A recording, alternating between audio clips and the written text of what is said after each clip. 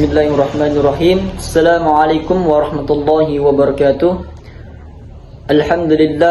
Alhamdulillahi rabbil alamin. Assalatu wassalamu ala asrafil anbiya wal mursalin wa ala alihi wa sahbihi ajmain, amma ba'du. Puji syukur kita panjatkan atas kehadirat Allah Subhanahu wa taala, karena atas berkat rahmat hidayah dan inayahnya lah sehingga kita masih bisa diberikan kesempatan untuk berpresentasi secara daring ini. Salam dan salawat tak lupa pula kita curahkan kepada junjungan alam baginda Nabi Allah Muhammad sallallahu alaihi wasallam. Allahumma salli ala sayyidina Muhammad. Khataman Nabi, penutup dari seluruh nabi, la nabiyya ba'dah, dan tidak ada nabi setelahnya. Yang terhormat Bapak dosen pengampu ilmu PPKN dan teman-teman sekalian yang saya cintai. Pada kesempatan kali ini, kami dari kelompok 4 ingin mempresentasikan hasil kerja kelompok kami, di mana kelompok 4 kami ini mengangkat kasus tentang pembunuhan Salim Kancil. Dan kelompok 4 ini memiliki 4 rekan atau 4 pemateri. Dan di mana pemateri pertama ada saudara Surahman, pemateri kedua ada saudari Siti Amelia Putri, dan pemateri ketiga ada Audia Latifah Arisandi, dan pemateri terakhir ada Raihan Mubarak. Baiklah, untuk mempersingkat waktu, saya persilakan ke pemateri pertama. Assalamualaikum warahmatullahi wabarakatuh. Perkenalkan, nama saya Surahman dengan NIM 90400144140. Saya akan membahas tentang tugas analisis kasus hukum di Indonesia. Kali ini saya akan membahas kasus pembunuhan Salim Kancil.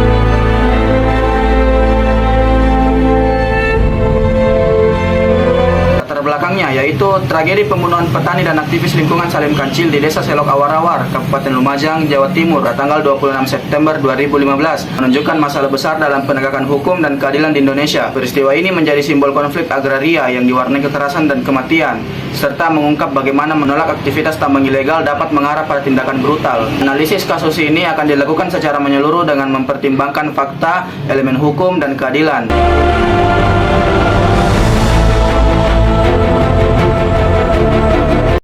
Dampak dari pembangunan ilegal, yang pertama itu kerusakan lingkungan. Penambangan pasir besi menyebabkan erosi, kerusakan ekosistem pantai, dan pencemaran air laut yang mengganggu kehidupan nelayan dan biota laut. Sebuah laporan dari Wahana Lingkungan Hidup Jawa Timur menyatakan bahwa penambangan pasir yang melanggar hukum di Desa Selok Awar-Awar telah menyebabkan kerusakan terumbu karang, kehilangan tempat tinggal ikan, dan pencemaran air laut. Kedua, kerusakan lahan pertanian. Penambangan membuat air laut masuk ke tanah, menggenangi lahan pertanian, dan merusak infrastruktur irigasi. Desa Selok Awar-Awar memiliki banyak lahan pertanian yang terancam kehilangan. Sebagian besar darinya adalah rawa yang telah diubah menjadi sawah. Seorang petani yang menghasilkan uang dari panen padi di sawah adalah Salim Kancil. 3. Gangguan kesehatan. Debu dari tambang menyebabkan masalah kesehatan bagi masyarakat setempat, terutama masalah pernapasan. Selain itu, masyarakat di sekitar lokasi tambang mengalami peningkatan kasus penyakit kulit. Dan 4. Kerusakan warisan budaya. Pantai Watu Pecak yang merupakan tempat ritual dan sejarah bagi masyarakat setempat dirusak oleh penambangan pasir besi. Masyarakat Desa Selok Awar-Awar sangat menghargai pantai karena nilai budaya dan sejarahnya. Dan yang ketiga yaitu perlawanan masyarakat. Untuk menentang penambangan ilegal, Salim Kancil dan 40 warga lainnya membentuk Forum Komunikasi Masyarakat Peduli Desa Selok Awar-Awar. Mereka melakukan berbagai bentuk protes seperti berunjuk rasa secara damai dan melaporkan kepada penegak hukum. Salim Kancil dikenal sebagai orang yang berani menentang penambangan pasir besi dan juga memperjuangkan hak hidup serta lingkungan masyarakat. Forum tersebut mengadakan aksi damai pada tanggal 9 September 2015 untuk menuntut penundaan operasi truk bermuatan pasir yang berlokasi di Balai Desa Selok Awar-Awar. Pada akhirnya, Kepala Desa Haryono berubah pikiran dan menandatangani surat pernyataan untuk menghentikan operasi tambang. Terakhir, pembunuhan Salim Kancil. Kepala Desa Selok Awar-Awar Haryono yang diduga terlibat dalam aktivitas tambang ilegal meminta sekelompok preman membunuh Salim Kancil pada tanggal 26 September 2015. Tosan. Rekan Salim juga menjadi korban kekerasan, tetapi dia berhasil selamat. Pembunuhan Salim Kancil dilakukan dengan cara yang kejam dan sadis, menggunakan senjata tajam, batu, dan kayu. Salim Kancil diseret sejauh 2 mil menuju balai desa. Dia niaya di depan umum dan akhirnya dibunuh di pinggir jalan dekat pemakaman. Baiklah, itulah tadi pemateri pertama. Saya persilakan kembali untuk pemateri kedua.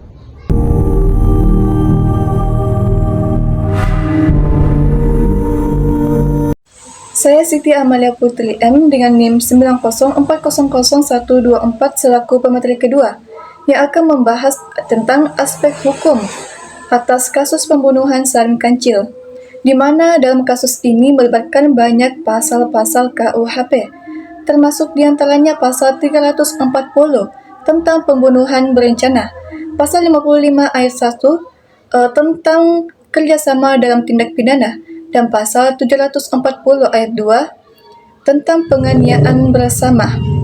Proses pengadilan di negeri Surabaya ini melibatkan 35 orang terdakwa, termasuk 2 di antaranya anak-anak masih di bawah umur yang disidangkan secara terpisah.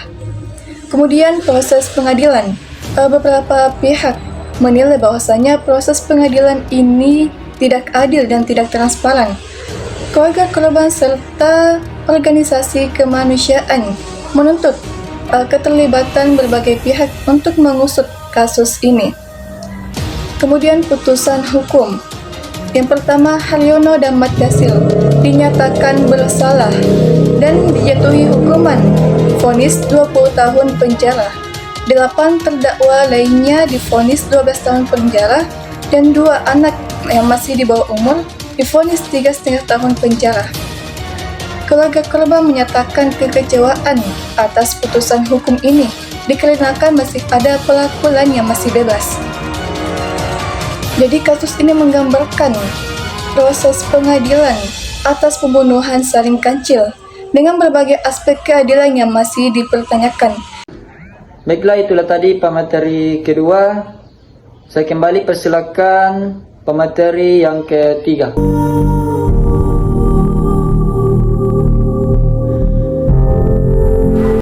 Baik, terima kasih atas kesempatannya. Saya Audia Latifah Arisandi dengan NIM 90400124046. Saya selaku pemateri ketiga, dan materi ketiga yang akan saya bawakan kali ini ialah keadilan pada kasus Salim Kancil. Poin pertama, keadilan yang harusnya ada pada kasus ini, namun nyatanya tidak ada. Mengapa begitu? Karena putusan sang hakim, keputusan hukum yang benar-benar dianggap tidak adil oleh keluarga dan masyarakat sekaligus. Di mana keputusan hakim kepada para pelaku, terutama kepada Haryono dan Mat Dasil, itu dianggap tidak adil. Dengan adanya hukuman 20 tahun penjara, itu benar-benar tidak adil dengan apa yang telah mereka lakukan kepada Salim Kancil. Selain itu, hukuman 20 tahun penjara benar-benar tidak mencerminkan atau tidak sebanding dengan apa yang telah mereka lakukan kepada Salim Kancil, seperti pembunuhan berencana dan penganiayaan.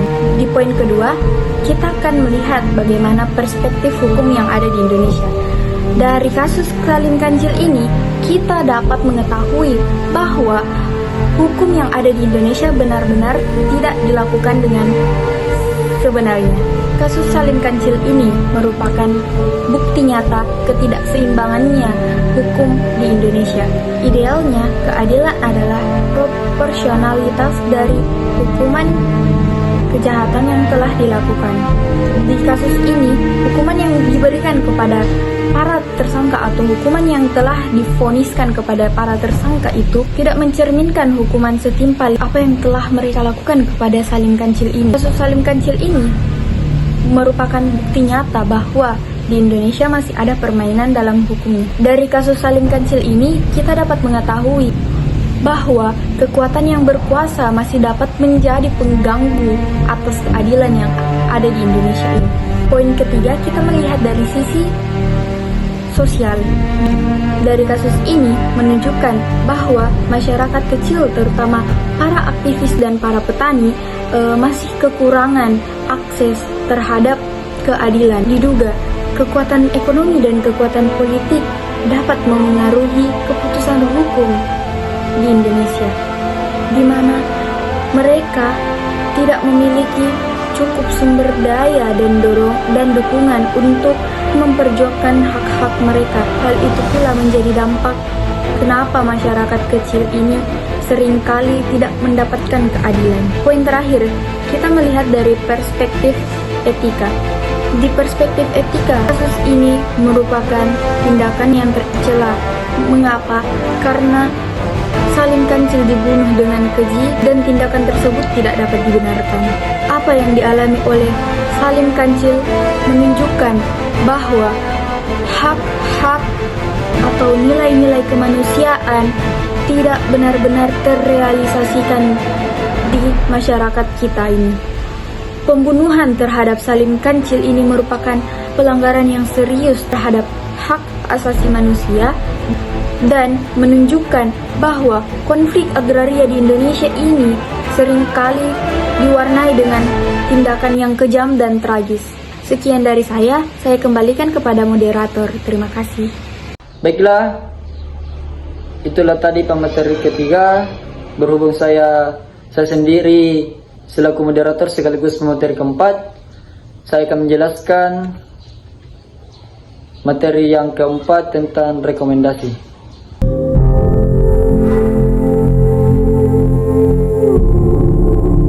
Saya Rehan Mubarak dengan NIM 90401241139. Saya pemateri yang keempat akan menjelaskan tentang rekomendasi. Poin pertama tentang rekomendasi yaitu peningkatan transparansi dan akuntabilitas dalam proses pengadilan. Peradilan harus transparan dan akuntabel dan tidak dipengaruhi oleh kekuatan ekonomi dan politik. Reformasi sistem peradilan termasuk penguatan lembaga peradilan dan penegakan kode etik bagi hakim dan jaksa. Sangat penting agar masyarakat dapat melihat dan menuntut pertanggungjawaban para hakim dan jaksa. Poin yang keduanya itu peningkatan akses keadilan bagi masyarakat kecil.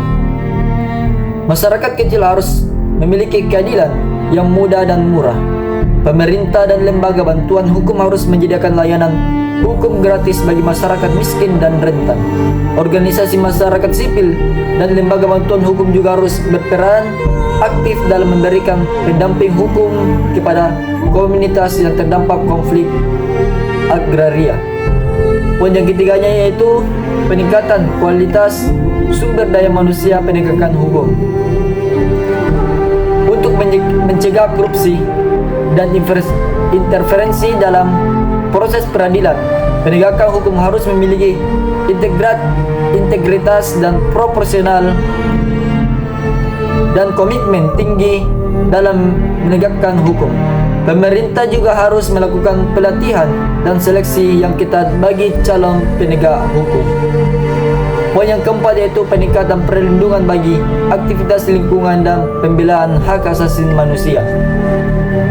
Pemerintah harus memberikan perlindungan yang memadai bagi aktivitas lingkungan dan pembela hak asasi manusia agar mereka dapat bekerja dengan aman dan tanpa takut. Pengawasan, instruksi, dan kemampuan untuk mendapatkan bantuan hukum adalah beberapa contoh perlindungan ini. Untuk melindungi aktivitas lingkungan dan pembelaan hak asasi manusia dan intimidasi dan kekerasan, mekanisme perlindungan harus diperkuat. Poin yang kita terakhir yaitu peningkatan pengawasan terhadap aktivitas tambang. Untuk mencegah pelanggaran hukum dan kerusakan lingkungan, peningkatan harus melakukan pengawasan yang ketat terhadap aktivitas tambang. Pengawasan ini dapat dicapai melalui mekanisme perizinan yang ketat,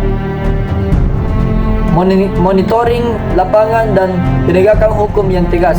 Selain itu, pemerintah harus melibatkan masyarakat dalam proses pengawasan dan pengambilan keputusan terkait aktivitas tambang.